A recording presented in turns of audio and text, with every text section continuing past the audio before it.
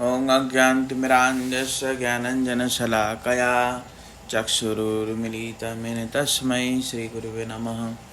नमो विष्णुपादाय राधिकाय प्रियात्मने श्रीमद्भक्तिवेदान्त नारायणीति नमामि। श्रीकृष्ण चैतन्य प्रभु नित्यानंद श्री अद्वैत गदाधर शिवासादि गौर भक्तवृंद। हरे कृष्ण कृष्ण कृष्ण हरे हरे, हरे राम राम राम हरे हरे। मैं सर्वप्रथम अपनी गुरुपाद पद्म परमानंदितम नित्रिलावृष्टम विष्णुपाद अष्टोत्तर शतशेष भक्ति वेदांत नारायण गोसाई महाराज जी के चरण कमल में अनंत कोटि दंडवत अर्पण करता हूँ तथा श्री श्री राधा विनोद बिहारी जी के चरणों में अनंत भगवद गीता अध्याय 3 40वां श्लोक। इंद्रियाणि मनोबुद्धिः स्याधिष्ठानमुच्यते एतैर्विमोहयत्येषं ज्ञानमावृत्य देहिनम्। भगवान कह रहे हैं, इंद्रियां, मन और बुद्धि इस काम के आश्रय स्थल कहे जाते हैं। इंद्रियां, मन और बुद्धि इस काम के आश्रय स्थल कहे जाते हैं।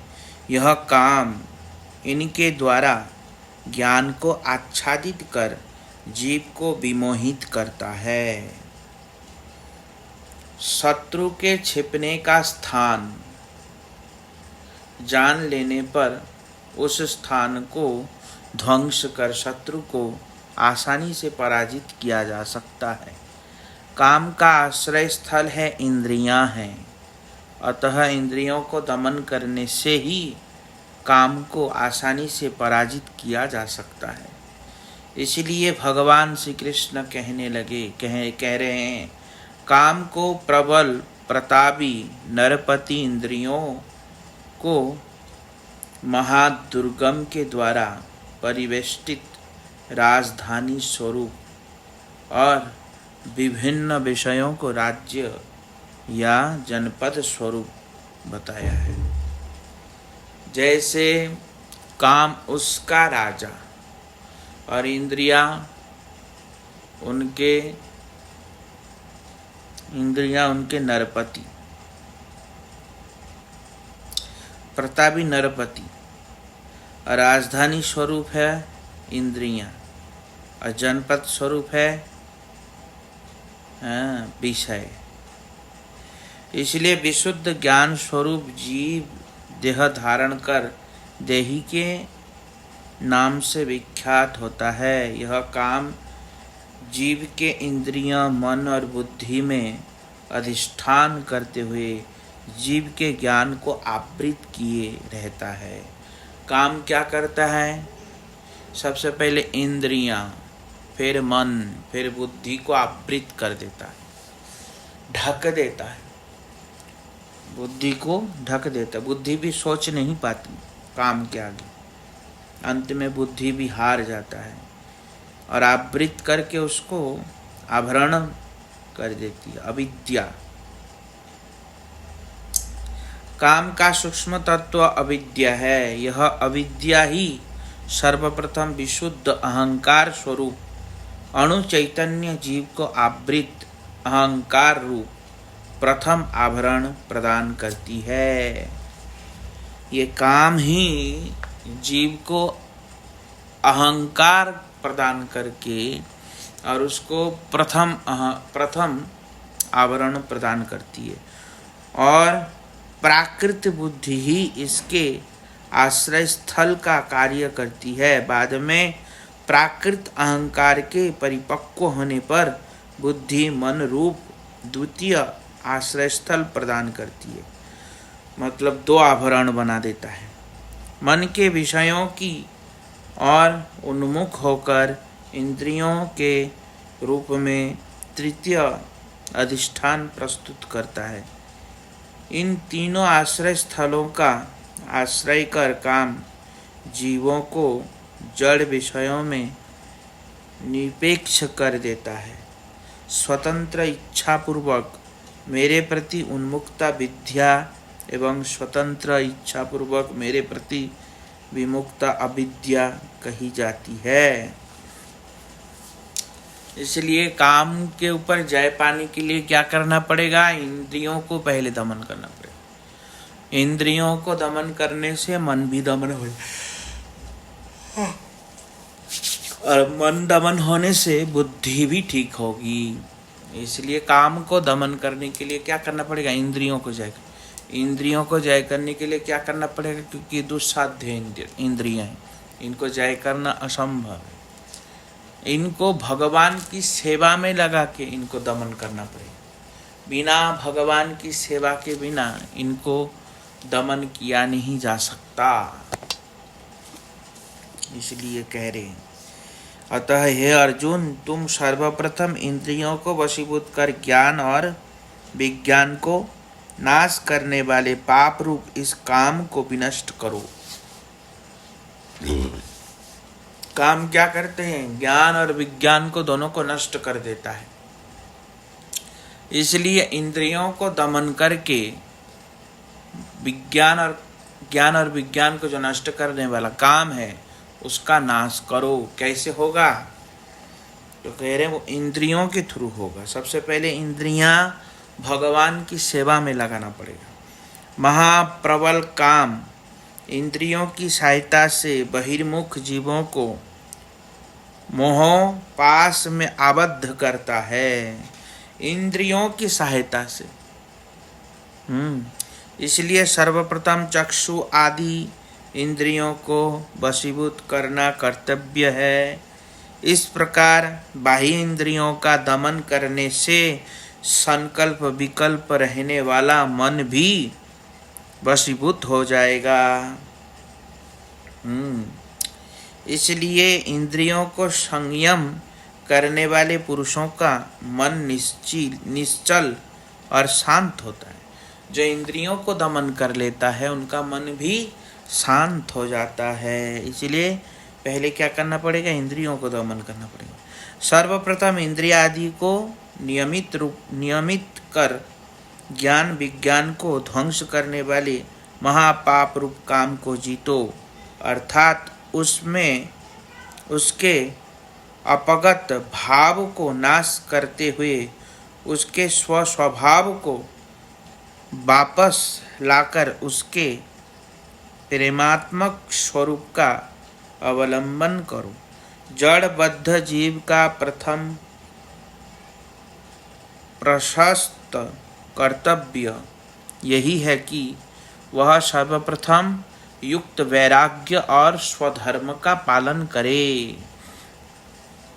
सबसे पहले क्या करे? युक्त वैराग्य और स्वधर्म का पालन करे, और क्रमशः साधन भक्ति लाभ कर प्रेम भक्ति का साधन करे। मेरी कृपा या मेरे भक्तों की कृपा से जो निरपेक्ष भक्ति प्राप्त की जाती है वह नितांत विरलय है, और कहीं कहीं वह आकस्मिकी प्रथा के रूप में उदित होती है। भगवान की भक्ति बड़ी दुर्लभ है, विरलय है। तो इसलिए भक्ति को कैसे पाया जा सकता है? सबसे पहले स्वधर्म मतलब वर्णाश्रम धर्म का पालन करते हुए, युक्त वैराग्य करते हुए भगवान की आराधना करनी चाहिए। युक्त वैराग्य, युक्त वैराग्य किसको कहते? जितना जरूरत है उतना ही भोग करे, ज्यादा नहीं। ऐसे करके भक्ति करते करते साधन भक्ति, फिर भाव भक्ति, फिर प्रेम भक्ति हो। तो इसलिए ऐसे ही करना चाहिए। इसलिए इंद्रियों को श्रेष्ठ कहा जाता है। मन इंद्रियों की अपेक्षा श्रेष्ठ है, किंतु बुद्धि मन से भी श्रेष्ठ है, एवं जो बुद्धि से भी श्रेष्ठ है वह है आत्मा। आत्मा तो क्या कह रहे हैं, जड़ वस्तुओं से इंद्रिय श्रेष्ठ है। हाँ, और इंद्रियों से श्रेष्ठ है मन, और मन से भी श्रेष्ठ है बुद्धि, और बुद्धि से भी श्रेष्ठ है आत्मा। इसलिए एवं बुद्धे परम बुद्ध्वा संस्तभ्यात्म मनात्मना जाहि शत्रु महाबाहो काम रूपम दुराशमम। क्या कह रहे, हे महाभावो, इस प्रकार महाभाहो, इस प्रकार जीवात्मा को बुद्धि से श्रेष्ठ जानकर और बुद्धि के द्वारा मन को वश में कर काम रूप दुर्जय शत्रु को विनष्ट करो। बुद्धिपूर्वक काम के ऊपर विजय पाना होगा, क्योंकि बुद्धि नहीं यूज करने से काम के प्रति विजय पाना असंभव है। इसलिए बुद्धिपूर्वक पहले इंद्रियों को दमन करो, फिर बुद्धिपूर्वक मन को दमन करो, फिर भगवान के चरणों में लगाओ। बुद्धिपूर्वक मतलब क्या है, हाँ, काम कृत्य में जो जा रहा है मन, उस समय हमको भगवत चिंतन करना चाहिए। तो भगवत चिंतन करने से ये जड़ काम हमको हावी नहीं होगा। तो इसलिए भगवत चिंतन के द्वारा इंद्रियों को दमन करना चाहिए। हाँ, पर बहुत कठिन है, बहुत मुश्किल है, क्योंकि भगवान की कृपा से ही हो सकता है, अन्यथा नहीं हो सकता। क्योंकि प्रकृति हमारे अंदर घुस के ही कार्य करती है ना, तो इसलिए ना चाह के भी व्यक्ति करता है। इसलिए उस समय क्या करना पड़ेगा, प्रकृति का जो पुरुष है, प्रकृति के पुरुष कौन, भगवान। तो प्रकृति पुरुष भगवान, उस भगवान की जब जीव आराधना करेगा तब प्रकृति उसके ऊपर इतना हावी नहीं होगा। तो इसलिए भगवान की आराधना तो करनी पड़ेगी। कैसे, किस प्रकार, तो बता रहे हैं युक्त वैराग्य पूर्वक। मतलब जितना हमारे शरीर को आवश्यकता है उतना ही काम को ग्रहण करेंगे, ज़्यादा नहीं, और ग्रहण करके भगवान का भजन करेंगे। इसलिए यथा योग्य भोग तथा योग्य रोग। जितना हम भोग करते उतना ही हमको रोग होता है। ज़्यादा भोग करेंगे तो ज़्यादा रोग होगा, कम भोग करेंगे तो कम रोग होगा। तो इसलिए भोग में लिमिट के अनुसार करना चाहिए। इसी को युक्त वैराग्य कहते हैं। जितना हमारे शरीर को आवश्यकता है उतना ही करे, ज़्यादा नहीं, और फिर भगवान का भजन करे, हाँ, साधन भक्ति करे। इस प्रकार स्वयं को अप्राकृत तत्व और समस्त जड़ीय विशेष तथा निर्विशेष चिंता से श्रेष्ठ भगवत दासरूप तत्व जानकर चित्त शक्ति के द्वारा निश्चल रहते हुए क्रमशः दुर्जय काम का नाश करो। मतलब मैं भगवान का दास हूँ, ये भावना करके दुर्जय काम के प्रति विजय पाया जा सकता है। तो मैं भगवान के दास हूँ, प्रभु मेरे ईश्वर है, और दास हूँ तो दास का कर्तव्य क्या है, दास का कर्तव्य है भगवान की सेवा करना। तो इसलिए भगवान की सेवा करनी पड़ेगी, तब जाके दुर्जय काम को जीव जय कर सकता है। तो इसलिए आज की कथा यहीं तक। वांछा कल्पतरुभ्यश्च कृपा सिन्धुभ्यो पावनेभ्यो वैष्णवेभ्यो नमः। अतः तृतीय अध्याय समाप्तः। बाकी की कथा हम कल श्रवण करेंगे।